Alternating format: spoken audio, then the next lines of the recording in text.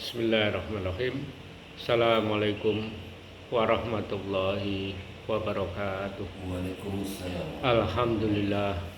Alhamdulillahilladzi an'amana bi ni'mati imani wal islam wa huwa dhamun ni'am. Asyhadu an la ilaha illallah wahdahu la syarikalah wa asyhadu anna Muhammadan abduhu wa rasuluh. Wassalatu wassalamu ala nabiyyina Muhammadin wa ala alihi wa sahbihi wa man tabi'ahu ila yaumiddin. Amma ba'du fa ya ibadallah, usikum wa nafsi bittaqwallahi wa ta'atihi la'allakum tuflihun. Qala Allah ta'ala minal Qur'anil Karim, a'udzu billahi minasy syaithanir rajim. Bismillahirrahmanirrahim.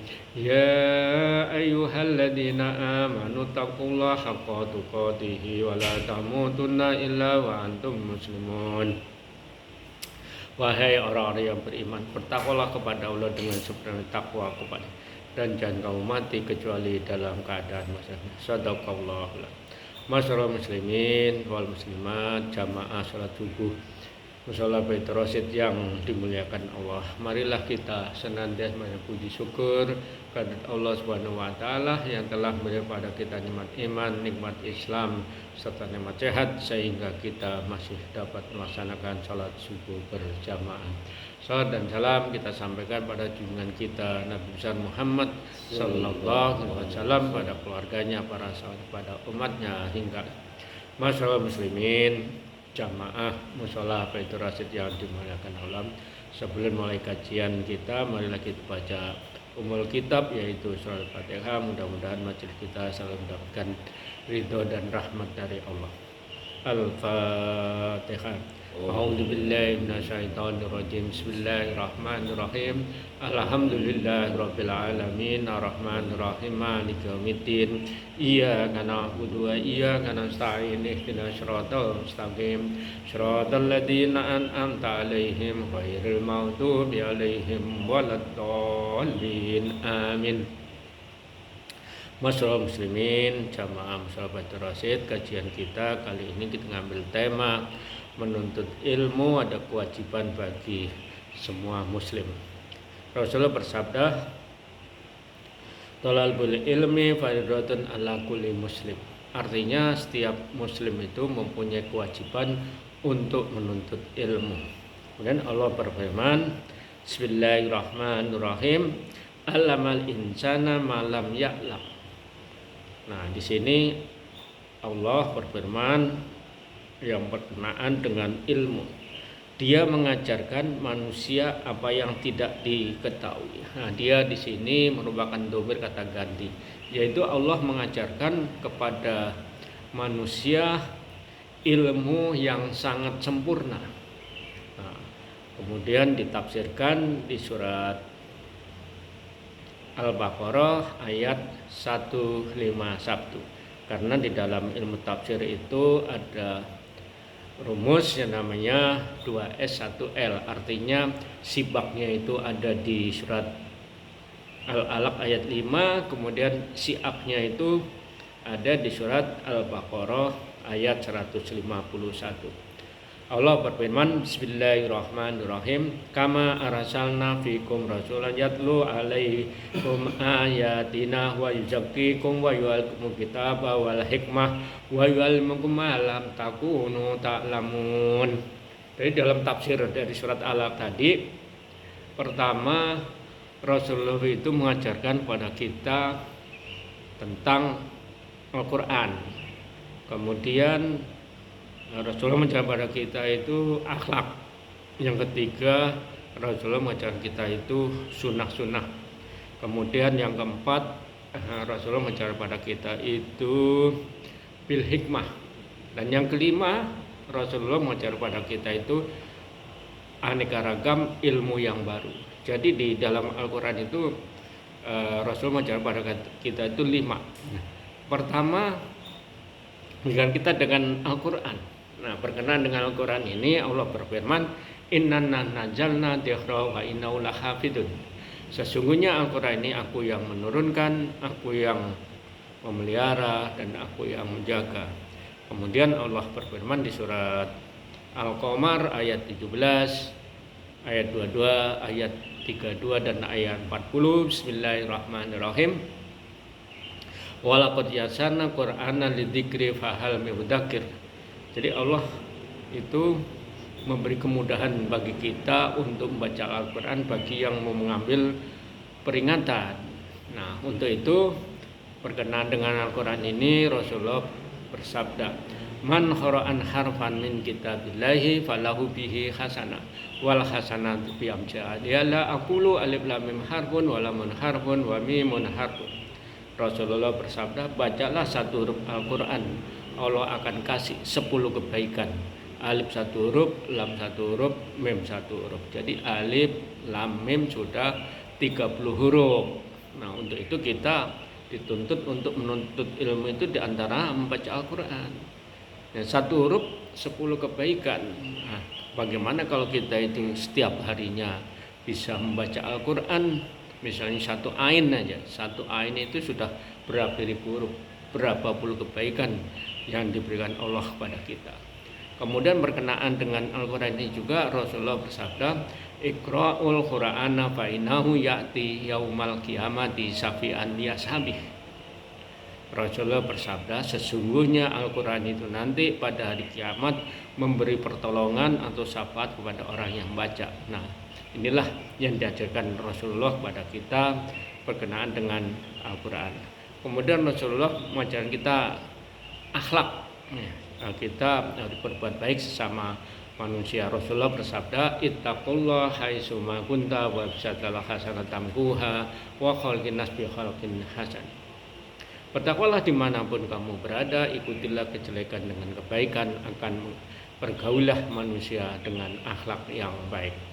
Nah, ini diantara akhlak yang diajarkan dimanapun kita itu berada, baik kita itu berada di kampung kita atau di tempat lain, kita itu harus menjaga akhlak. Yang kedua, berikutnya Rasulullah mengajarkan pada kita itu sunnah. Nah, beliau beberapa sunnah yang diinikan pada kita itu, misalnya sunnah tentang menuntut ilmu. Nah, Rasulullah bersabda, ittaqullah.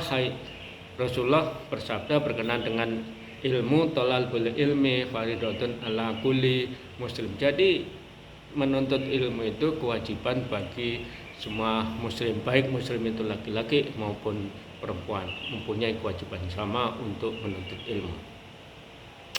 Kemudian berikutnya Rasulullah mengajarkan pada kita itu bil hikmah. Bil hikmah itu Allah berfirman di surat Al-Baqarah ayat 269, Bismillahirrahmanirrahim, yu'til hikmata may yasha wa yu'tal hikmata khairan katsira wa ma yadhakkaru ya ulul albab. Jadi Allah itu memberi pada kita itu kebaikan yang banyak, dan siapapun yang dikehendaki Allah itulah akan diberi bil hikmah. Nah, bil hikmah itu bagi orang yang mempunyai akal sehat. Jadi bil hikmah itu memang harus dicari, diusahakan ya. Dengan menuntut ilmu itu kita lama-lama mendapatkan ilmu yang banyak dari apa yang telah diajarkan Rasulullah, baik melalui firman Allah maupun hadis-hadis Rasulullah. Kemudian yang kelima yaitu kita diajarkan oleh Rasulullah beragam ilmu yang baru untuk ini kehidupan kita. Jadi ilmu yang baru itu apa sih? Ilmu yang baru itu diantara mestinya seperti kayak kita ini sebagai pegawai ya, Rasulullah mengajarkan pada kita tentang tata cara kita menjadi pegawai, mengelola pekerjaan di pemerintahan juga, itu ada semua ini dari sabda Rasulullah. Kemudian berikutnya yang kaitan dengan supaya kita itu mendapat ilmu dari Allah, pertama kita itu harus banyak-banyak pendekatan diri kita kepada Allah. Nah, pendekatan diri kita kepada Allah itu diantaranya yaitu peningkatan sholat. Nah, apabila kita ingin mendapatkan ilmu, itu kita banyak pendekatan diri kepada Allah. Karena yang mempunyai ilmu sesungguhnya kan Allah. Jadi kita harus pendekatan diri kita kepada Allah. Berikutnya, untuk kita mendapatkan ilmu dari Allah itu kita harus banyak-banyak berinteraksi dengan Al-Quran. Karena di Al-Quran itu merupakan sumber dari segala sumber ilmu, itu ada di Al-Quran. Jadi kita harus banyak berinteraksi dengan Al-Quran. Karena informasi dari Rasulullah tadi aja, kalau kita membaca Al-Quran itu satu huruf 10 kebaikan. Kemudian Al-Quran itu juga nanti bisa memberi syafaat pada kita di yaumil akhir. Dan berikutnya, apabila kita ingin mendapatkan ilmu dari Allah itu, kita banyak berpuasa. Berpuasa itu juga kan dalam cara kita pendekatan diri kita kepada Allah.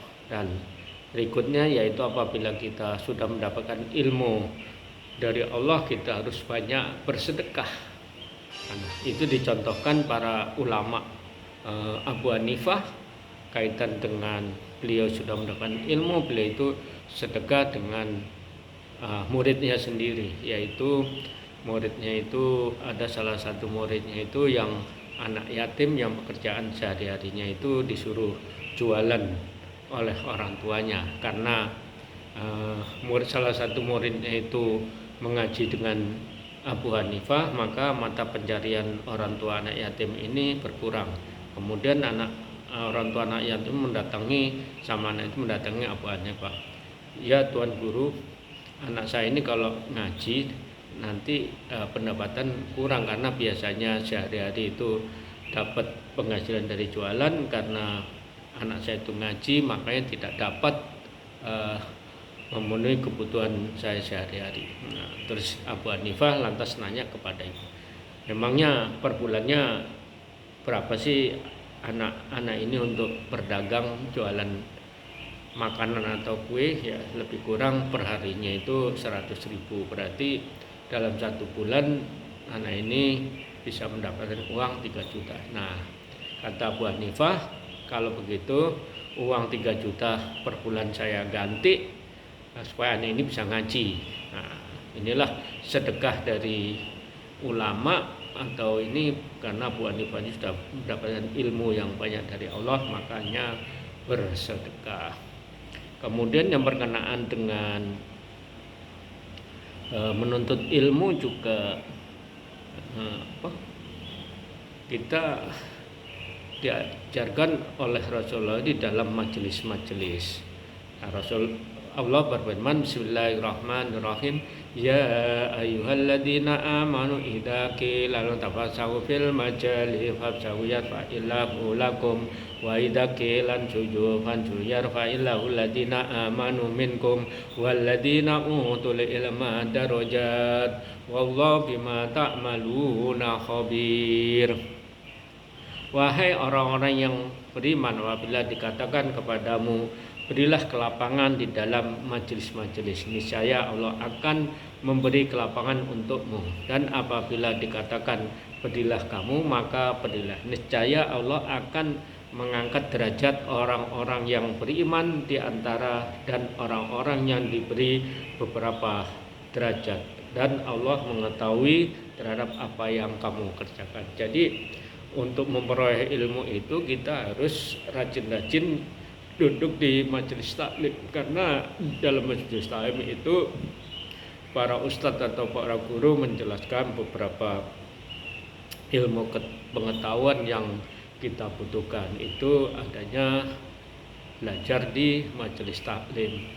Nah, di samping itu kita belajar di majelis taklim, kita akan mendapatkan beberapa derajat dari ilmu. Allah berfirman dalam surat Al-Baqarah ayat 282, "Wattaqullaha wa yu'allimukumullaha wallahu bikulli syai'in alim." Jadi kita belajar ilmu itu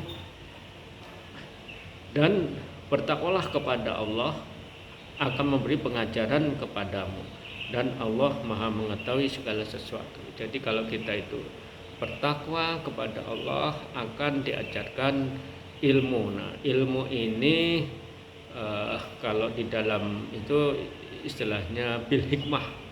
Jadi beberapa kebaikan akan diberikan kepada kita, itu pun kehendak dari Allah. Jadi Allah memberi bil hikmah itu siapa saja yang Allah kehendaki, terutama orang-orang yang mempunyai akal sehat yang akan diberi bil hikmah. Nah, bil hikmah itu maksudnya kebaikan yang banyak diberikan kepada kita. Nah, kebaikan-kebaikan ini bil hikmah itu sangat luas.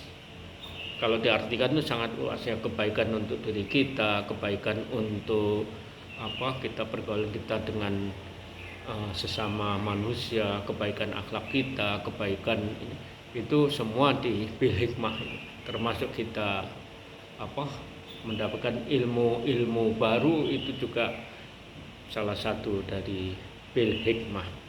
Jadi kalau kita tarik kesimpulan dari pada kita menuntut ilmu itu, pertama kita itu mendapatkan ilmu yang bermanfaat, kemudian dapat bil hikmah, kemudian kita itu berkenaan dengan menuntut ilmu itu Rasulullah juga bersabda, man kharaja fi talabul ilmi fahuwa fi sabilillah hatta yarji'u. Jadi menuntut ilmu itu, barang siapa yang pergi untuk menuntut ilmu, maka dia termasuk golongan sabilillah, orang-orang yang menegakkan agama Allah hingga ia pulang kembali. Nah, maksudnya barang siapa itu, seolah-olah Rasulullah bicara pada kita, menuntut ilmu itu memang bagian dari jihad fisabilillah, cuma jihadnya kita bukan jihad fisik,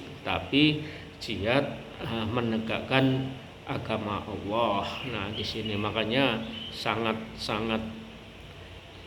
mulia orang yang menuntut ilmu, karena sampai dikatakan Rasulullah itu jihad fisabilillah. Kemudian berkenaan dengan menuntut ilmu juga Rasulullah bersabda, man salaka thariqan yaltamisu fihi ilman salaka thariqan ilal jannah. Nah, barang siapa yang menuntut satu jalan untuk mendapatkan ilmu, maka Allah mudahkan baginya jalan menuju surga. Hadis riwayat Muslim. Jadi barang siapa yang menuntut ilmu itu nanti akan diberi kemudahan jalan untuk masuk surga oleh Allah. Mudah-mudahan tausiah singkat ada manfaatnya, lebih kurang mohon maaf. Billahi taufiq hidayah. Assalamualaikum warahmatullahi wabarakatuh.